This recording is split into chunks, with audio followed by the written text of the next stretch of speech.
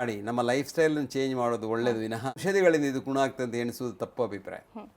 ಈಗ ತುಂಬ ವಿಷಯ ಇದೆ, ಏನಾದ್ರು ಹೇಳ್ಬೋದು, ನಾನು ಅದನ್ನು ಹೇಳಲಿಕ್ಕೆ ಹೋಗೋದಿಲ್ಲ. ಭಾಳ ಹಿಂದೆ ಒಬ್ಬ ಬಹಳ ದೊಡ್ಡ ಬುದ್ಧಿವಂತ ಚಾಸ್ಪಿಟ್ಸ್ ಅಂತ ಒಂದು ಪುಸ್ತಕ ಬರೆದಾನೆ. ಅದರಲ್ಲಿ ನಾವು ಬರೀತಾನೆ ಎಲ್ಲ ಕಾಯಿಲೆಗೆ, ಅಪಾಯಕರ ಕಾಯಿಲೆಗಳಿಗೂ 3 ರೀತಿಯ ಉಪಾಯ.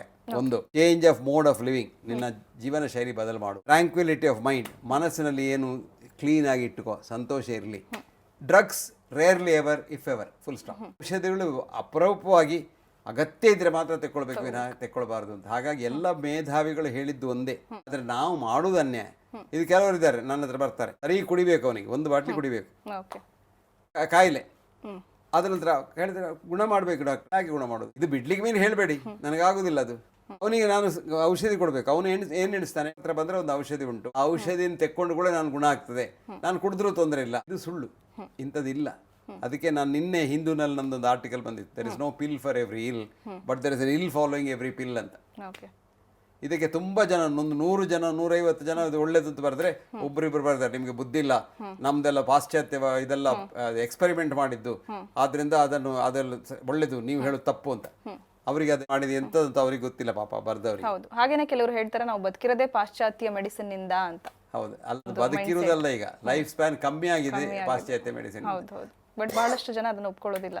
ನಮ್ಮನ್ನ ಸೇವ್ ಮಾಡಿರೋದೇ ಕೆಲವರು ಒಪ್ಕೊಳ್ಬಾರ್ದು ಅಂತ ಇದ್ದವರು ಒಪ್ಕೊಳ್ಳೋದು ಹೇಗೆ? ಈಗ ನಿದ್ರೆ ಬಂದವನನ್ನು ಎಬ್ಬಿಸಬಹುದಮ್ಮ, ನನಗೆ ನಿದ್ರೆ ಬಂದಿದೆ ನಾನು ಹೇಳುದಿಲ್ಲ ಅಂತ ಹೇಳೋದನ್ನ ಎಬ್ಬಿಸ್ಲಿಕ್ಕೆ ಸಾಧ್ಯ ಉಂಟಾ? ಸಾಧ್ಯ ಇಲ್ಲ. ಹಾಗಾಗಿ ನಮ್ಮ ಪ್ರಯತ್ನ ಏನ್ ಮಾಡಬೇಕು, ನಿದ್ರೆ ಬಂದವರನ್ನ ಎಬ್ಬಿಸುವ ಮಾತ್ರ ಪ್ರಯತ್ನ ಮಾಡಬೇಕು ವಿನಃ ಇಂಥ ಪಟ್ಟಭದ್ರ ಶಕ್ತಿಗಳನ್ನು ಎಬ್ಬಿಸ್ಲಿಕ್ಕೆ ನಾವು ಪ್ರಯತ್ನ ಮಾಡಬಾರ್ದು. ಹಾಗೇನೆ ಈಗ ಕಂಪ್ಲೀಟ್ ಆಗಿ ನಮ್ಮನ್ನ ನಾವು ಈ ವೆಸ್ಟರ್ನ್ ಮೆಡಿಸಿನ್ ಇಂದ ಡಿಟ್ಯಾಚ್ ಮಾಡ್ಕೋಬೇಕು ಅಂತಂದ್ರೆ ಏನೆಲ್ಲ ದಾರಿ ಇದೆ ಅಂತ ಹೇಳ್ತೀರಾ ಡಾಕ್ಟರ್? ಏನು ದಾರಿ ಇಲ್ಲ, ನಮ್ಮ ಲೈಫ್ ಸ್ಟೈಲ್ ಚೇಂಜ್ ಮಾಡಬೇಕು ಅಂದೆ. ಮತ್ತೆ ವೆಸ್ಟರ್ನ್ ಮೆಡಿಸಿನ್ ಇಂದ ನಾವು ದೂರ ಇರಬೇಕು, ಎಲ್ಲ ರೀತಿಯಲ್ಲಿ ದೂರ ಇರಬೇಕು ನಾನು ಹೇಳಲಿಲ್ಲ. ಎಮರ್ಜೆನ್ಸಿ ಕೇರಿಗೆ ವೆಸ್ಟರ್ನ್ ಬೇಕು, ಆದ್ರೆ ಕೇರ್ ಎಷ್ಟು 2% ಆಫ್ ದ ಸಿಕ್ ಪಾಪ್ಯುಲೇಷನ್. 100 ಜನರಿಗೆ ಇವತ್ತು ಆಸ್ಪತ್ರೆಗೆ ಬಂದ್ರೆ 2 ಜನರಿಗೆ ಎಮರ್ಜೆನ್ಸಿ ಕೇರ್ ಬೇಕು, ಅಂಥವರಿಗೆ ವೆಸ್ಟರ್ನ್ ಮೆಡಿಸಿನ್ ಬೇಕು. ಅಲ್ಲಿ ಕೂಡ ನನಗೊಂದು ಗುಟ್ಟು ಹೇಳ್ತೇನೆ, ಎಮರ್ಜೆನ್ಸಿ ಕೇರ್ ನಮ್ಮ ಟ್ರೀಟ್ಮೆಂಟ್ ಕೂಡ ಸೈಂಟಿಫಿಕ್ ಅಲ್ಲ. ಯಾಕೆ ಅಂದರೆ ನಮಗದು ಅರ್ಥ ಆಗಲಿಲ್ಲ. ನಿನಗೊಂದು ಉದಾಹರಣೆ ಹೇಳ್ತೇನೆ. ವಿಯೆಟ್ನಾಂನಲ್ಲಿ ಯುದ್ಧ ಆಯಿತು ಅಮೆರಿಕದವರು. ಅಲ್ಲಿ ಅವರು ಸೈಗಾನ್ನಲ್ಲಿ ಇದೇ ಮಿನಿಟ್ನಲ್ಲಿ ಅವ್ರ ಹತ್ರ ಒಂದು 5 ಸ್ಟಾರ್ ಹಾಸ್ಪಿಟಲ್ ಇತ್ತು. ಅವನಿಗೆ ಇಂಜುರಿ ಆದ ಕೂಡಲೇ ಅವನನ್ನು ಹೆಲಿಕಾಪ್ಟರ್ನಲ್ಲಿ ಇರ್ತಾರೆ, C-130 ಹೆಲಿಕಾಪ್ಟರ್ ಅಂತ. ಅದೇ ಒಂದು ಆಸ್ಪತ್ರೆ, ಅಲ್ಲಿಯೇ ಶುರು ಮಾಡ್ತಾರೆ ರಕ್ತ ಕೊಡಲಿಕ್ಕೆ, ಡ್ರಿಪ್ ಕೊಡಲಿಕ್ಕೆ, ಅದು ಮಾಡಲಿಕ್ಕೆ, ಇದು ಮಾಡಲಿಕ್ಕೆ, ಮಾನಿಟರ್ ಹಾಕಲಿಕ್ಕೆ. 5 ಮಿನಿಟಲ್ಲಿ ಆಸ್ಪತ್ರೆ ಅಲ್ಲಿ ಹಾಕಿದ್ರು, ಟ್ರೀಟ್ಮೆಂಟ್ ಎಲ್ಲ ಕೊಟ್ಟರು. Best western medicine. ಫಾಕ್ಲೆಂಡ್ಸ್ನಲ್ಲಿ ಇಂಗ್ಲೆಂಡ್ನವರು ಯುದ್ಧ ಮಾಡಿದರು. ಸೌತ್ ಅಮೆರಿಕದಲ್ಲಿ ಲಂಡನ್ನಿಂದ 14 ಗಂಟೆ ವಿಮಾನದಲ್ಲಿ ಹೋಗಬೇಕು. ಅವ್ರ ಹತ್ರ ಅಲ್ಲಿ ಆಸ್ಪತ್ರೆ ಇರಲಿಲ್ಲ. ಆ ಸುತ್ತಮುತ್ತದ ರಾಷ್ಟ್ರಗಳೆಲ್ಲ ಅವರ ವೈರಿಗಳು, ಯಾರು ಸಹಾಯ ಮಾಡಲಿಲ್ಲ.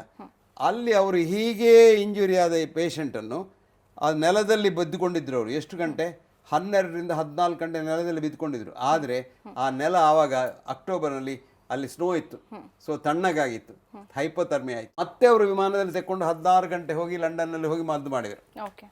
ಈಗ ಆಡಿಟ್ ಮಾಡಿ ನೋಡಿದರೆ ಕಂಪ್ಯಾರಬಲ್, ಯಾರಿಗೆ ಎಷ್ಟು, ಒಬ್ಬನಿಗೆ ಎಷ್ಟು ಇಂಜುರಿ ಆಗಿದೆ ಅಷ್ಟೇ ಇವನು ವಿಯೆಟ್ನಾಮಲ್ಲಿದ್ದರೆ, ಫಾಕ್ಲೆಂಡ್ಸ್ನಲ್ಲಿದ್ದರೆ ತಾವು ವಿಯೆಟ್ನಾಮ್ನಲ್ಲಿ ಹೆಚ್ಚಿಗೆ. ಯಾಕೆ ಕಾರಣ ಅಂತ ಹೇಳ್ತೇನೆ. ಈಗ ನೀನು ಒಂದು ಕಡೆಯಲ್ಲಿ ನಿನಗೇನಾದ್ರೂ ಪೆಟ್ಟಾಯ್ತು, ನೀನು ಬಿದ್ದಿ, ಆವಾಗ ನಿನ್ನ ದೇಹದ ಒಳಗೆ ನಿಸರ್ಗ ಒಂದು ದೊಡ್ಡ ಆಸ್ಪತ್ರೆಯನ್ನೇ ಇಟ್ಟಿದೆ. ನಿನ್ನ ಪೆಲ್ವಿಸ್ನಲ್ಲಿ 1 ಬಾಟ್ಲಿ ನತ್ರ ಉಂಟು ಯಾವಾಗಲೂ ಎಕ್ಸ್ಟ್ರಾ. ನಿನ್ನ ದೇಹದಲ್ಲಿ ಎಷ್ಟೋ ಬಾಟ್ಲಿ ನೀರುಂಟು.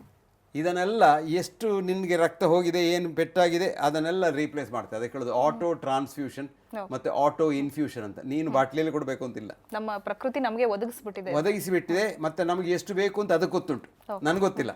ಈಗ ನಿನಗೆ ಇಂಜುರಿ ಆಯಿತು, ನಿನಗೆ ಎಷ್ಟು ರಕ್ತ ಕೊಡಬೇಕು ನನಗೆ ಗೊತ್ತಿಲ್ಲ, ನಾನು ಅಂದಾಜು ಮೇಲೆ ಕೊಡೋದು, ಅದಕ್ಕೊಂದು ಲೆಕ್ಕ ಇಲ್ಲ. ಒಂದು. ಎರಡನೇದು, ಅದು ಪೆಟ್ಟಾದ ಕೂಡಲೇ ಅದು ಗೊತ್ತಾಗ್ತದೆ, ಅಲ್ಲಿ ಎಲ್ಲಿ ಕಟ್ಟಾಗಿದೆ ರಕ್ತನಾಳ ಅದು ಬಂದಾಗ್ತದೆ. ಇದಕ್ಕೆ ಹೇಳೋದು ವೇಸೋ ಕನ್ಸ್ಟ್ರಕ್ಷನ್ ಅಂತ.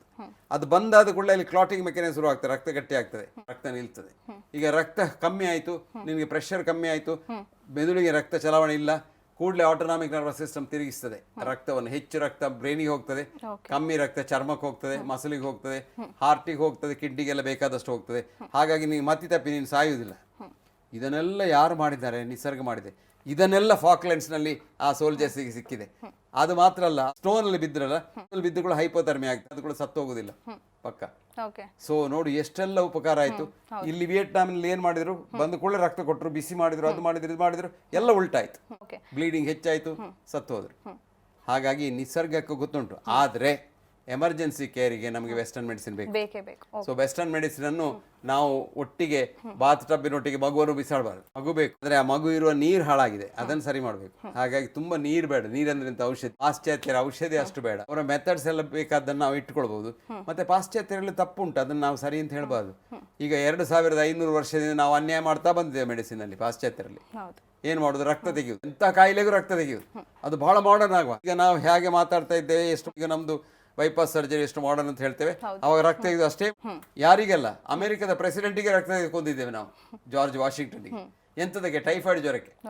ಹಾಗಾಗಿ ನನಗೆಲ್ಲ ಗೊತ್ತುಂಟು, ಇವತ್ತು ನಾನು ಮಾಡೋದು ಸರಿ, ಅಂದಿಂದ ಇದೆ ನಡೆಯುವುದು ಅಂತ ಹೇಳುವುದೆಲ್ಲ ಮೂರ್ಖತನ. ಅದು ಹೆಡ್ರ್ ಮಾತ್ರ ಎಣಿಸುದು. ಬುದ್ಧಿದವನಿಗೆ ಗೊತ್ತು, ನನಗೆ ಏನು ಗೊತ್ತಿಲ್ಲ ಅಂತ. ಅದಕ್ಕೆ ಹೇಳುದು ನೋಡು, ನಾಲೆಜ್ ಅಂದ್ರೆ ಏನ್ ಗೊತ್ತಾ? ಇನ್ನೊಬ್ರು ಹೇಳಿದ್ ನಮ್ಮ ತಲೆಯಲ್ಲಿ, ನಾನು MD PhD ABCD ಅಂತ. ವಿಸ್ಡಮ್ ಅಂದ್ರೆ ಏನ್ ಗೊತ್ತುಂಟಾ? ನನ್ನ ಬುದ್ಧಿವಂತಿಕೆ. ದೇವರೇ ನನಗೇನು ಗೊತ್ತಿಲ್ಲ, ನಾನು ಇಷ್ಟು ಈಗ ನನ್ನ ಹತ್ರ ನೀನು ಕೇಳಿದ್ರೆ ನನಗೆ ಏನು ಗೊತ್ತಿಲ್ಲ ಮನುಷ್ಯನ ವಿಷಯ. ನಾನು ಈಗ ಒಂದು ಪುಸ್ತಕ ಬರಿತಾ ಇದ್ದೇನೆ, ಮನುಷ್ಯನ ದೇಹ ಹೇಗೆ ಕೆಲಸ ಮಾಡ್ತದೆ ಅಂತ. 60 ವರ್ಷದ ನಂತರ, ನಾನು ಮೆಡಿಕಲ್ ಕಾಲೇಜ್ ಸೇರಿ 60 ವರ್ಷ ಆಯ್ತು, 61 ವರ್ಷ ಆಗ್ತದೆ ಈಗ ನಾನು ಪುಸ್ತಕ ಬರೆಯುವುದು. ನಾನು ಫಸ್ಟ್ MBBS ನಲ್ಲಿ ಕಲ್ತಿದ್ದೇನೆ 1956 ಇಸ್ವಿಯಲ್ಲಿ. ಅದನ್ನು ಈಗ ಬರೆಯುವುದು. ಯಾಕೆಂದ್ರೆ ಈಗ ನನಗೆ ಸ್ವಲ್ಪ ಅದರ ವಿಷಯ ಗೊತ್ತಾಗಿದೆ, ಆವಾಗ ಗೊತ್ತಿರಲಿಲ್ಲ. ನಾನು ಎಲ್ಲ ಪರೀಕ್ಷೆ ಪುಸ್ತಕದಲ್ಲಿ ಬದನೆಕಾಯಿ ಓದಿ ಪಾಸ್ ಆಗಿದ್ದೇನೆ, ವಿತ್ ಕ್ರೆಡಿಟ್ ಎಲ್ಲ ಆಗಿದೆ. ಆದ್ರೆ ಅದು ಪುಸ್ತಕದ ಬದನೆಕಾಯಿ, ಅದು ನಾಲೆಜ್. ಅದಕ್ಕೆ ಗರ್ಟೆ ಅಂತ ಈ ಲೋಕದಲ್ಲಿ ಒಬ್ಬ ಬಹಳ ದೊಡ್ಡ ಮಹಾನ್ ಮೇಧಾವಿದ್ದ. ಅವನು ಹೇಳ್ತಾನೆ, I now know medicine, philosophy, jurisprudence, even ಎಲ್ಲ theology from end to end with lower screen. ನಾನು ತುಂಬಾ ಸ್ಟಡಿ ಮಾಡಿದ್ದೇನೆ, ಈ ತಲೆಯಿಂದ ಆ ತಲೆವರೆಗೆ. But here I stand oh fool with all my lore, no wiser than before. ನನಗೆ ಇನ್ನೂ ಬುದ್ಧಿವಂತಿಕೆ ಬರಲಿಲ್ಲ. ಆ ಬುದ್ಧಿವಂತಿಕೆ ನಮ್ಮ ಮನಸ್ಸಿನಲ್ಲಿ ಬರಬೇಕು. ಆ ಬುದ್ಧಿವಂತಿಕೆ ನಮ್ಮ ಮನಸ್ಸಿನಲ್ಲಿ ಬರಬೇಕು. ಅದು ಬರಬೇಕಾದ ಸಮಯ ಉಂಟು. ನಾನು ಎಲ್ಲ ಕಳಕಳಿಯಿಂದ ವೈದ್ಯರಿಗೂ ಹೇಳುವುದೇನು ಅಂದ್ರೆ, ನಾವು ಅಹಂಕಾರ ಮಾಡಿ ನನಗೆಲ್ಲೋ ಗೊತ್ತುಂಟು, ಅವನು ಹೇಳಿದ ತಪ್ಪು, ಇವನು ಹೇಳಿದ ತಪ್ಪು, ನಾನೇ ಮಾಡಿ ಸರಿ ಅಂತ ಎಣಿಸುವವರು ಸ್ವಲ್ಪ ಕೂತ್ಕೊಂಡು ಸ್ವಲ್ಪ ಕಾಂಟೆಂಪ್ಲೇಟ್ ಮಾಡಬೇಕು. ಏನಾಗಿದೆ ಈ ಲೋಕದಲ್ಲಿ, ಈ ಲೋಕ ಹೇಗೆ ನಡೆದಿದೆ, ಈ ಪಾಶ್ಚಾತ್ಯ ವೈದ್ಯಕೀಯ ಈ 2000 ವರ್ಷದಲ್ಲಿ ಹೇಗೆ ನಡೆದಿದೆ, ಅದನ್ನು ಕಲ್ತ್ರೆ ನಾವು ಮುಂದೆ ಏನ್ ಜಾಗ್ರತೆ ಮಾಡ್ಬೇಕು ಅಂತ ಬರ್ತದೆ. ಅದಕ್ಕೆ ಸಿಸಿರೋ ಅಂತ ರೋಮನ್ ಥಿಂಕರ್ ಇದ್ದ, ಅವನು ಹೇಳಿದಾನೆ, learn from history, if you do not you have to relive history. ನೀನು ಚರಿತ್ರೆಯಿಂದ ಕಲಿಬೇಕು, ಕಲಿದಿದ್ರೆ ಚರಿತ್ರೆಯನ್ನೇ ಪುನಃ ಮಾಡ್ತೀಯ ಅಂತ. ಹಾಗಾಗಿ ನಾನು ಎಲ್ಲರ ಹತ್ರ ಕಳಕಳಿದ ಕೇಳ್ಕೊಳ್ಳೋದು, ಇನ್ನಂತ ಎಲ್ಲ ಕಾಯಿಲೆಗೆ ಒಂದು ಮದ್ದು ಬೇಕು ಅಂತ ಹೇಳುವವರ ಹತ್ರ